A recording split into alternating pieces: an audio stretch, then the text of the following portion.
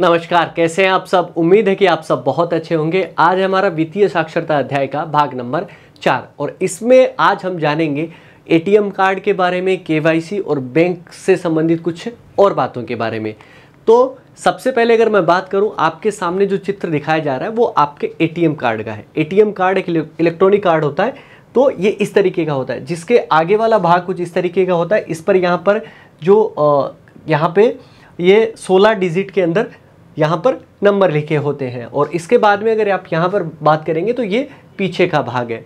तो इस तरीके से आपका दिखता है एटीएम कार्ड।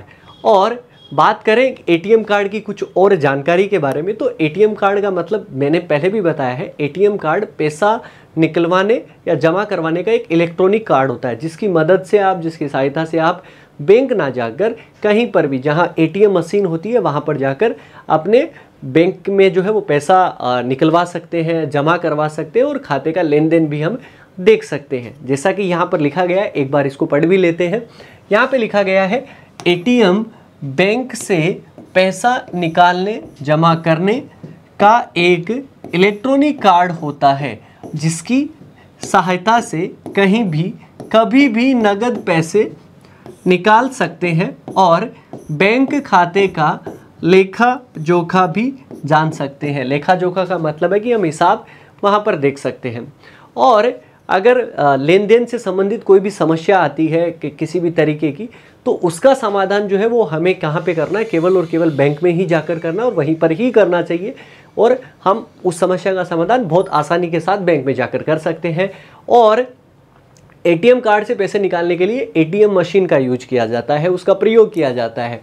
किस तरीके से करते हैं कि आपके आसपास जहाँ पर भी एटीएम मशीन होती है वहाँ पर जाते हैं, हमें अपनी गुप्त जानकारी, व्यक्तिगत जानकारी जो होती है वो वहाँ पर देनी होती है। मतलब आपके पास में एटीएम का एक पासवर्ड होता है, ठीक है, 4 डिजिट का, 4 अंकों का पासवर्ड होता है, वो लगाना होता है और उसके बाद में अपने खाते का चयन करके जितनी हम राशि चाहते हैं वो हम निकाल सकते हैं। एक बार क्या लिखा हुआ है एक बार यहाँ पर समझ लेते हैं।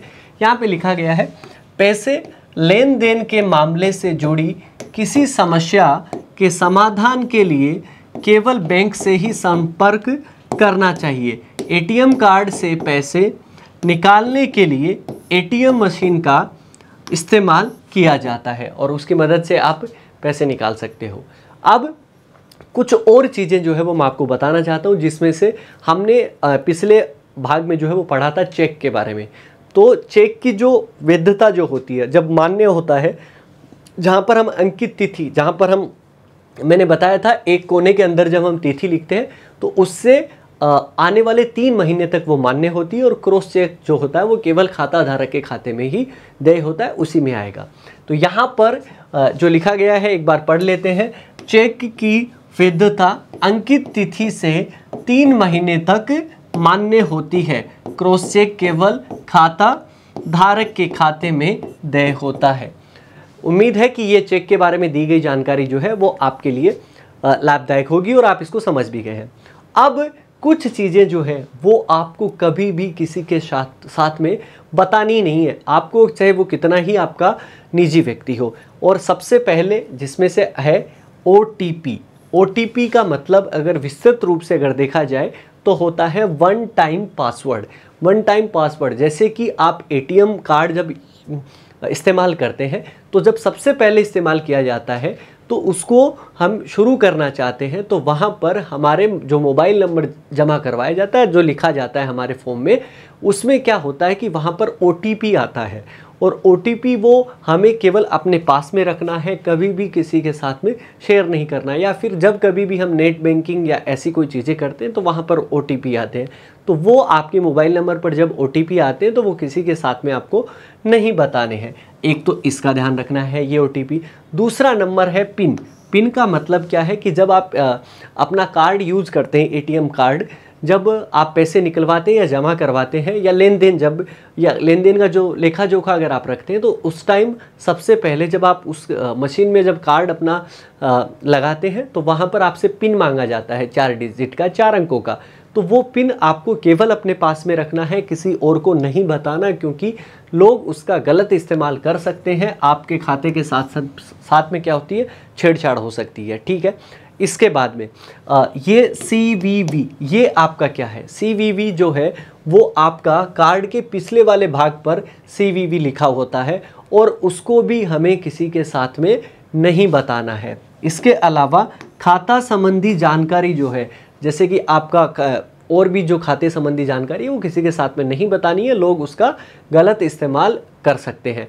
और इसके अलावा और भी कोई जो हमारी व्यक्तिगत जानकारी होती है वो किसी के साथ में आपको नहीं बतानी है, इस बात का आप अवश्य ध्यान रखेंगे। बढ़ते हैं आगे की तरफ। और KYC, इस जो है वो शब्द को आपने बार बार सुना होगा। KYC का मतलब क्या होता है? इसका विस्तृत रूप देखा जाए तो नो योर कस्टमर, यानी कि ये एक प्रक्रिया है जिसके माध्यम से बैंक किसी भी व्यक्ति की पहचान और उसके पते की पुष्टि करता है। अब आधार कार्ड से भी हम KYC करवा सकते हैं और ये ज़रूरी हो गई है। तो यहाँ पर एक बार इसको पढ़ लेते हैं क्या लिखा हुआ है। तो यहाँ पर देखिए KYC, इसका विस्तृत रूप है नो योर कस्टमर। वह प्रक्रिया है जिसके माध्यम से बैंक किसी व्यक्ति की पहचान और पते की पुष्टि करता है। अब आधार कार्ड से भी KYC कर सकते हैं। बढ़ते हैं आगे की तरफ। और अगर आप KYC करवाना चाहते हैं तो उसके लिए कुछ ज़रूरी दस्तावेज होते हैं, मतलब कुछ डॉक्यूमेंट हमें जमा करवाने होते हैं, जिसमें सबसे पहले नंबर पे आपका क्या है? पैन कार्ड आपका, ठीक है। अब पैन कार्ड जो है वो आजकल खाते में भी आपका, जब आप खाता खुलवाते हैं तब भी आपको जो है वो लगा देना चाहिए। पैन कार्ड अगर नहीं है तो आप ज़रूर बनवाएं, क्योंकि 50,000 से ऊपर जब खाते में लेन देन करते हैं तब भी आपको पैन कार्ड की ज़रूरत होती है। और सरकार के नए नियमों के अनुसार आपको पैन कार्ड भी अब उसके अंदर लगाना होता है। इसके साथ साथ बिजली का जो बिल होता है आपका वो लगाना है, आधार कार्ड जो है वो लगाना है, और आवासीय पता जो आपका होता है वैसे तो आपका आधार कार्ड में भी होता है और वो लगाना है, ठीक है। तो ये 4 चीज़ें जो है वो 4 ज़रूरी दस्तावेज KYC के लिए ज़रूरी होते हैं। अब बात करते हैं, जैसे कि हमारे अध्याय का नाम क्या है? वित्तीय साक्षरता है। तो वित्तीय साक्षरता का मतलब क्या है सबसे पहले वो जानते हैं। वित्तीय साक्षरता मतलब रुपए पैसे की बचत और खर्च के बीच के तालमेल की जो समझ जो होती है वो वित्तीय साक्षरता होती है। और ये हर व्यक्ति को पता होना चाहिए, क्योंकि अगर हम अपने पैसे का हिसाब बहुत अच्छे से रखेंगे, चीज़ों को अच्छे से समझेंगे कि हमारी आय कितनी है, हम कितना बचा सकते हैं, कितना हमें खर्च करना चाहिए, इस तरीके की समझ होनी चाहिए। और हमें हमेशा बचत के प्रति जागरूक होना चाहिए, बचत हमें करनी आनी चाहिए, क्योंकि हम बचत करेंगे तो किसी भी जो इमरजेंसी घटना होती है उसमें हमारा वो पैसा काम में आ सकता है। यहाँ पर क्या लिखा गया है एक बार समझ लेते हैं। वित्तीय साक्षरता का मतलब यहाँ पर समझाया गया है, रुपए पैसे की बचत एवं खर्च के बीच तालमेल की समझ, बचत के प्रति जागरूक होना। बात करें कुछ और चीज़ों की, मतलब आप और क्या क्या कर सकते हैं, तो आमदनी, खर्च और बचत का लेखा जोखा आपको रखना चाहिए। वित्तीय साक्षरता तब आपको समझ में आएगी, मतलब हम कितना हमारी आय है, हमने कितना खर्च किया, कितना बचाया, इसका हमें हिसाब रखना चाहिए। हिसाब करने से चीज़ें क्या होगी, हमें अच्छे से समझ में आती रहेगी। और इसके साथ साथ हमें गैर ज़रूरी खर्चे जो होते हैं उनसे बचना चाहिए। अगर आप उनसे बचोगे, ऐसे जो खर्चे जो फिजूल है, ऐसे खर्चों से बचोगे तो आपकी बचत जो है वो बढ़ जाएगी। और बचत की आदत जो है वो डालनी चाहिए, पैसा लगातार बचाते रहना चाहिए, जो कि हमारे जीवन का एक हिस्सा है। पैसा होना तो वो हमारे आगे जीवन में काम आता है। यहाँ पर क्या लिखा गया है पढ़ लेते हैं। आमदनी, खर्च और बचत का लेखा जोखा रखिए, गैर जरूरी खर्चों से बचिए, बचत की आदत डालिए। और ये सब काम करेंगे तो आप बहुत अच्छे से अपने जीवन को निकाल पाएंगे और बहुत अच्छे से जी पाएंगे। अब और क्या कर सकते हैं कि अगर आपको बचत करनी है तो आपको बैंक या डाकघर में अपना खाता खुलवाना है और अपनी बचत को सही जगह जमा करना है, क्योंकि आप बचा लेते हैं लेकिन घर पे रखे पैसे की जो है वो उसको संभालना थोड़ा कठिन काम है। इसलिए अगर आप उस बचाए हुए पैसे को अगर आप बैंक या डाकघर में खाता खुलवा के अगर आप वहाँ पे जमा करवा देंगे तो बैंक या डाकघर में आपका पैसा सुरक्षित रहेगा। यहाँ पर क्या लिखा गया है, बैंक या डाकघर में खाता खोलिए, अपनी बचत को सही जगह जमा कीजिए, ठीक है। और अगर आप वित्तीय साक्षर बन जाते हैं तो उससे लाभ क्या क्या होगा, अगर मैं वो बात करूं तो आने वाले खर्चे को पूरा करने के लिए आप पहले से तैयार हो जाएंगे। जैसे कि मान लीजिए अपने घर पे कोई शादी है और हमारे पास में बचत है, तो हमें पहले से होगा कि हाँ भाई हमारा इतना खर्चा होगा, हमारी बचत में से इतना पैसा यहाँ पर लगा लेंगे।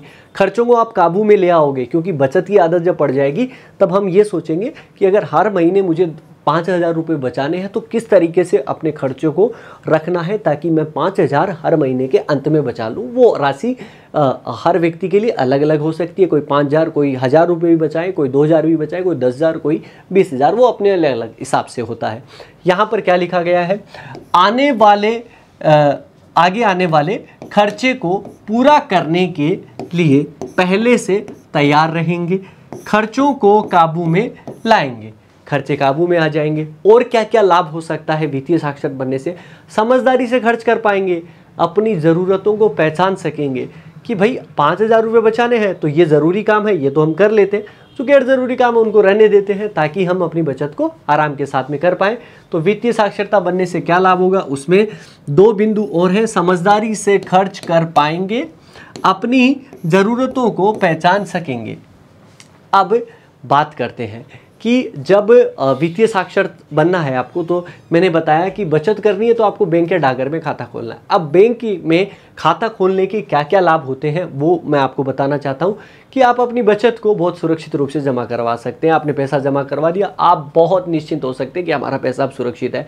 और देखो, जो आपने जमा राशि करवाई है, चाहे वो 1,000 करवाएं, 2,000 करवाएं, जितनी आपके पास में राशि होती है उस पर ब्याज भी आपको मिलता है। और ज़रूरत पड़ने पर, हमें कोई ज़रूरत पड़ गई तो हम जमा राशि को जो है वो निकाल भी सकते हैं।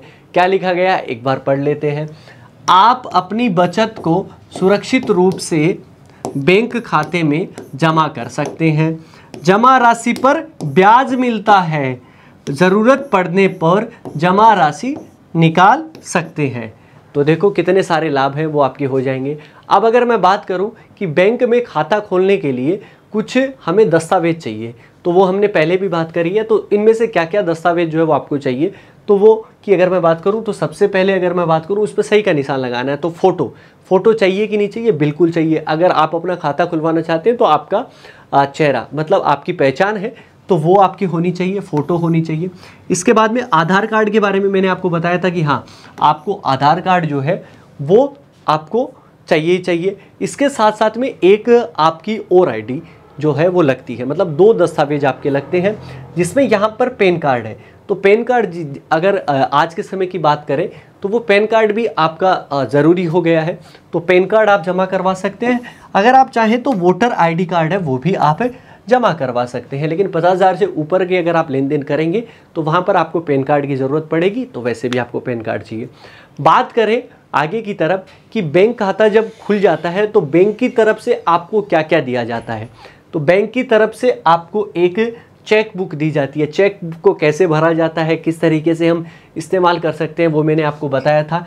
एक चेक बुक मिलती है, इसके बाद में एक मिलती है आपको पासबुक। पासबुक का क्या काम होता है, हमारे खाते के लेन देन का हिसाब उसमें बैंक द्वारा रखा जाता है। और सबसे अंत में है यहाँ पर डेबिट रुपए कार्ड, यानी कि जिसको हम आम बोलचाल की भाषा में क्या कहते हैं, एटीएम कार्ड कहते हैं।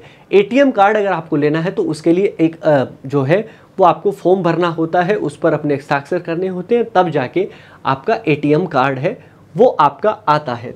तो ये आपका एटीएम कार्ड भी आपको मिल सकता है अगर आप उस फॉर्म को अगर आप भरते हैं। उम्मीद है कि इस भाग में दी गई जानकारी से आप सभी संतुष्ट होंगे। मिलेंगे नए भाग में। धन्यवाद।